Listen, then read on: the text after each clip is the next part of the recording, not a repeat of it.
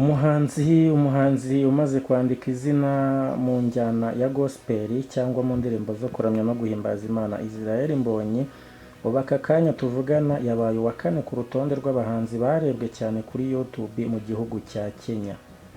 Umuhanzi w'indirimbo zo kuramya no guhimbaza Imana Israel Mbonyi yaje mu bahanzi batanu ba mbere barebwe cyane ku rubuga rwa YouTube muri Kenya muri uyu mwaka wa 2024.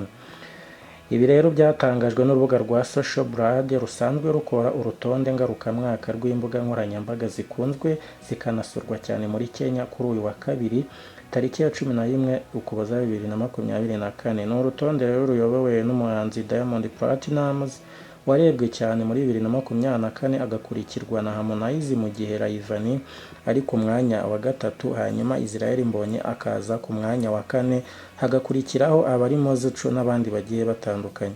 Uru rutonde rero kandi rugaragaza ko muri uyu mwaka abatuye muri Kenya barebye ibihangano bya Israel Mbonyi inshuro miliyoni 75. Ibi bibaye nyuma y'uko Israel Mbonyi amaze gukora ibitaramo bitandukanye bizenguruka akarere ka Afurika y'Iburasirazuba birimo n'icyo yakoreye mu mujyi wa Nairobi muri Kenya tariki ya 10 Kanama 2024.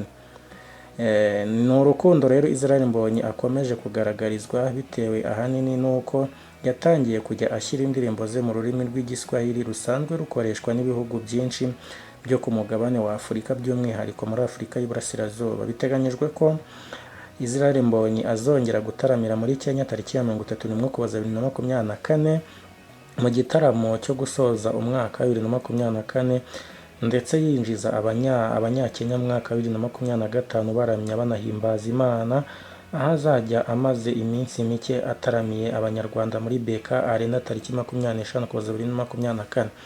Biri kuvugwa ko Israel Mbonyi ashobora kuzapfuka Arena akayifinyigiza neza kandi ntago ari ibintu bitunguranye.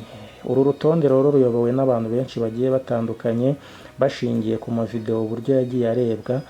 Diamond rero ubu ngubu afite video dinari nauza ku mwanya wa mbere, afite video yarebwe n'abantu 125,000, agakurikirwa n'uwitwa Harmonize warebwe inshuro 85, hakaza Rayvanny inshuro warebwe inshuro 83, ndetse hakaza Mbosso warebwe inshuro 56, hakaza Guardian Angel warebwe inshuro 55, hakakurikiraho Jay Melody warebwe inshuro 53 miliyoni 53, hagakurikiraho Jay Melody warebwe miliyoni 53 ufite miliyoni 53, hakazaho Musani Music Group yarebwe miliyoni 47, hagakurikiraho Ayra Star warebwe ufite miliyoni 46, hagakurikiraho Alikiba ufite miliyoni 46 nawe, hagakurikiraho Otile Brown ufite miliyoni 46 n'abantu 600,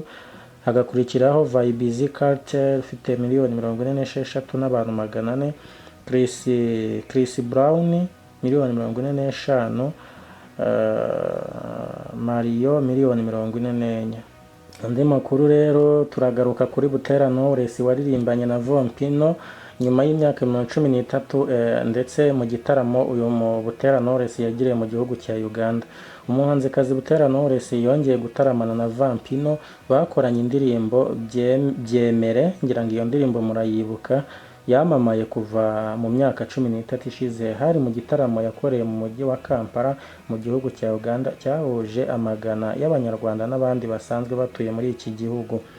Knowless rero yaherukaga muri kiriya gihugu mu myaka 7 ishize, yataramiye kandi asabana n'abafana be ndetse n'abakunzi b'umuziki we mu ijoro ryo kuri uyu wa gatatu tariki ya 13 Kanama uyu mwaka, cyabereye muri Nomad Bar and Grill. Uyu muhanzikazi wamamaye mu ndirimbo zinyuranye yaririmbiye muri Nomad Bar, abisikana na producer Element uherutse kuhataramira.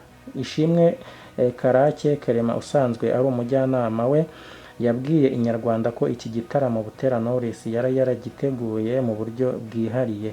Ni igitaramo avuga ko yahuje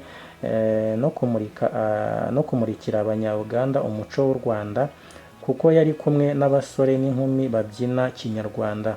ati yinjije ku rubyiniro ari kumwe n'ababyinnyi ba kinyarwanda ndetse n'ingoma za kinyarwanda. Ikindi ni uko yaririmbye isaha irenga.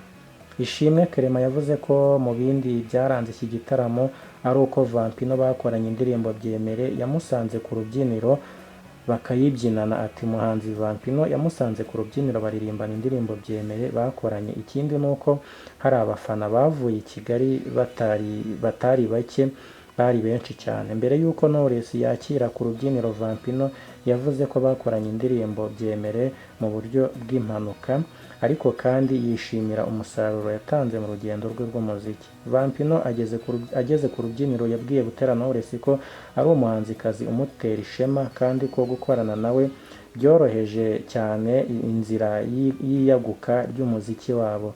Ni ubwa mbere Knowless na Vampino bari baririmbanye iyi ndirimbo Byemere nyuma y'imyaka 13 ishize igiye ku isoko. Uretse rero iki gitaramo uyu muhanzikazi yaririmbyemo, yanitabiriye inama yiswe Decent Africa Summit yabaye ku wa 10 Ukuboza 2024 muri Kampala muri Serena Hotel. Knowless afitanye amateka meza na Uganda kuko yahakoreye ibitaramo mu bihe bitandukanye, ndetse hari bamwe mu bahanzi baho bakoranye indirimbo zagiye ziganza cyane mu itangazamakuru. Knowless yataramiye muri Uganda nyuma y'uko ku itariki 10 Ukwakira 2024 yataramiye muri Leta Zunze Ubumwe za Amerika binyuze mu gitaramo cya African Richme gitegurwa n'umuryango Global Livingstone Institute cyabereye muri Leta Zunze Ubumwe za Amerika muri Leta ya Colorado. Reka mbashimire rero, amakuru nari mfite yarayo, muzagira umwaka mushya muhire.